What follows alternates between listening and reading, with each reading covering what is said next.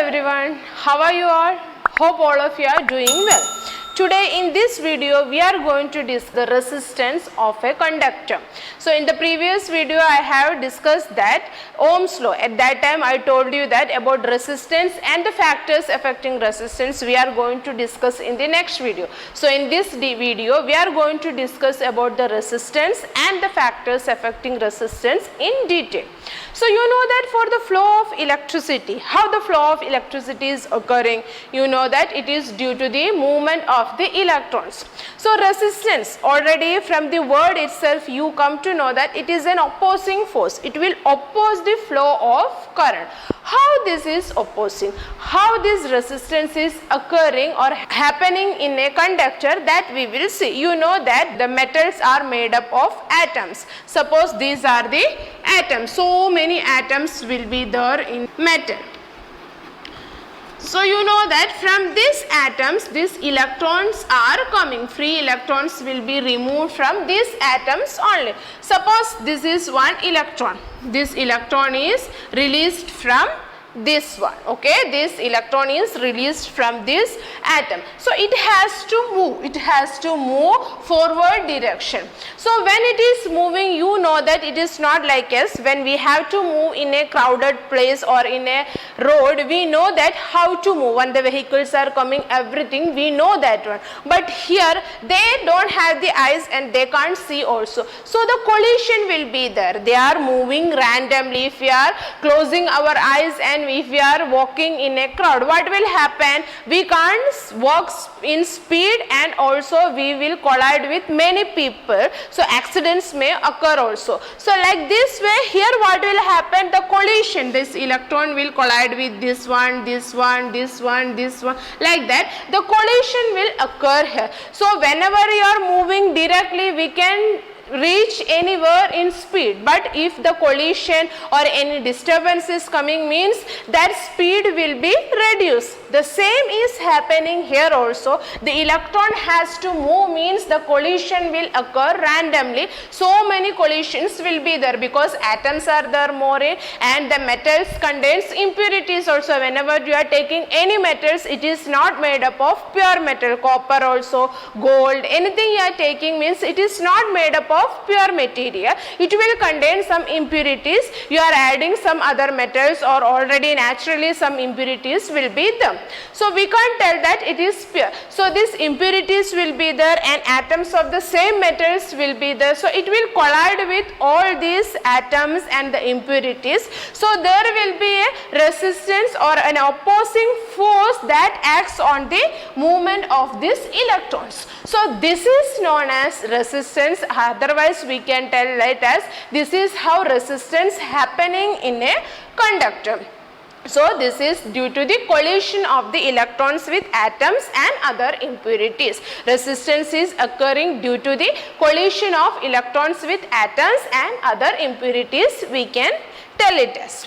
So we will see what are the factors which affect the resistance. You know that at home we are getting the same voltage power supply only. That means everyone at home they are getting 220 volt.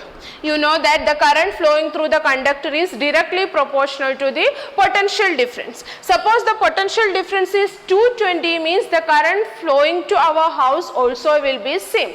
So in our home, so many electronic equipments are there like fan, refrigerator, microwave oven, everything. So you know that for the function of all these, same amount of electricity is not needed. Suppose microwave oven means it needs high amount of electricity, but light, fan, everything that need less amount of electricity. So same amount of electricity is coming, means that will not satisfy the needs. That means that will not be able to operate the things properly.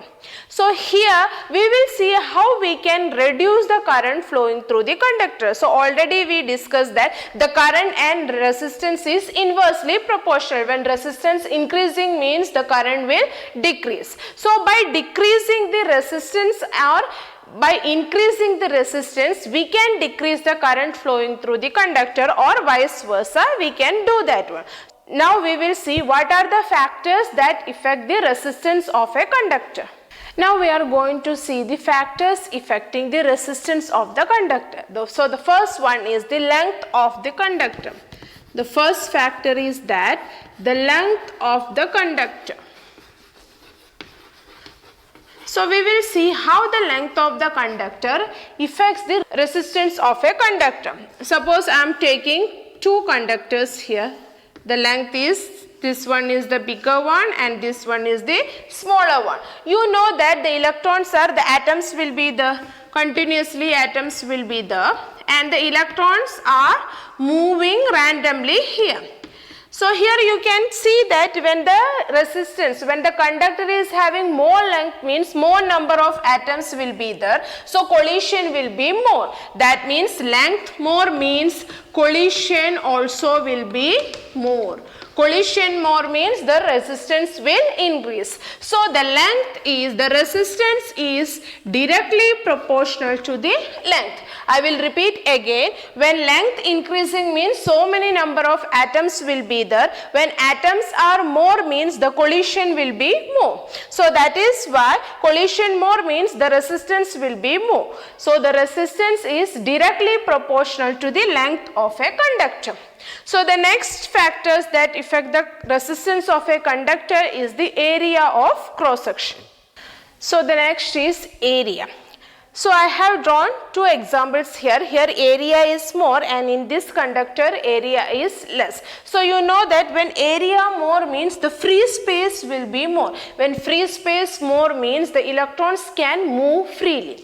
When area less means here the free space will be less and the collision will be more. That means resistance, when area of cross section is more means free space will be more and collision will be less. So area increasing means resistance will decrease. That means area and resistance are inversely proportional. R is inversely proportional to the area of cross section. And we can combine these two one, that is already we have discussed that the resistance is directly proportional to the length of the conductor, and here we have discussed that the resistance is inversely proportional to the area of cross section. So we can combine these two. So we can combine these two, that is R is proportional to L and R is proportional to 1 by A. When we are combining means R is proportional to L by A. So you know that we have to change these proportionalities, and to change these proportionalities and you know that you have to multiply it with a constant. So I am going to multiply R is proportional to rho into L by A. So this is known as rho, it is known as resistivity. So resistivity depends on the nature of the material, by which nature it is made up of. It is already naturally the resistance is there in the conductor. So that natural resistance of a conductor is known as resistivity. It depends on the nature of the material. That means one metal to metal it may vary. This resistivity may vary from metal to metal. So this is the mathematical expression for resistivity, that is R is equal to rho into L by A. So the factors affecting resistance are length of the conductor and area of cross section, and we can tell that the nature of the material also, because resistivity it depends on the nature of the materials. So I hope all of you have understood about this resistance and the factors affecting resistance. Thank you all and have a nice day.